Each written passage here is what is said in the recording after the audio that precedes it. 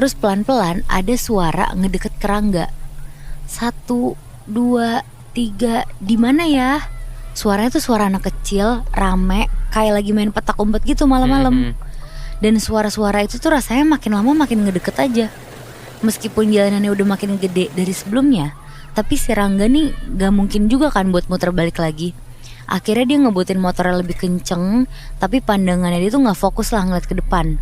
Tapi intinya pas sosok-sosok anak kecil itu gak kelihatan dari sebelah atau bahkan belakang Rangga, tiba-tiba bruk, Rangga yang gak ngeliat jalan tuh gak sengaja nabrak batu nisan yang udah kokoh gitu di depannya dia. Terus hampir aja tuh dia jatuh. Dan abis itu langsung kedengeran suara anak kecil lagi. Dapet, kamu ketemu. Dan pantas aja suaranya kedengeran lagi Muibi. Orang di detik itu juga di hadapannya Rangga udah ada beberapa nisan tua. Terus udah ada 3 anak kecil berdiri di atasnya.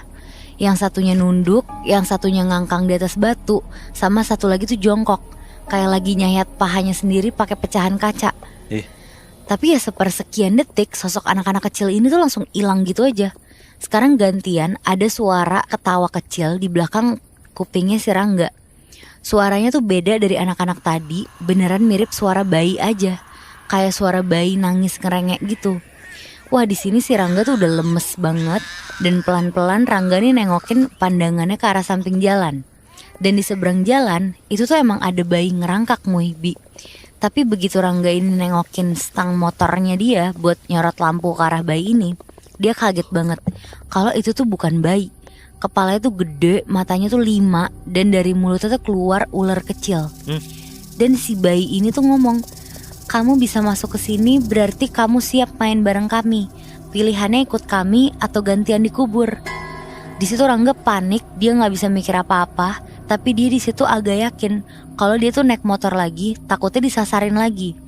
Akhirnya dia lompat dari motornya, terus larilah ke arah jalur berangkat dia tadi. Dan dengan sisa tenaga yang masih ada, si Rangga ini lari aja ke jalanan setapak ngelewatin semak-semak. Tapi intinya di sepanjang perjalanan dia tuh udah kerasa kalau jalanan tuh emang gak halus. Kayak bergerinjel, keras, terus bikin kakinya tuh nyangkut-nyangkut kayak ketarik gitu.